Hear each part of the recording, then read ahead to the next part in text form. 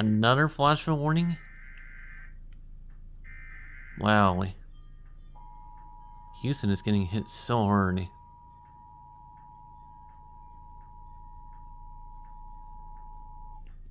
The National Weather Service in League City has issued a flash flood warning for northeastern Harris County, west central Liberty County, and southeastern Montgomery County until 3:30 this afternoon.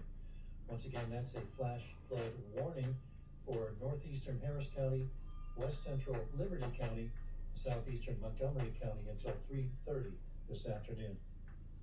This concludes this broadcast of the Emergency Alert System. Stay tuned to the station for updates on severe weather conditions.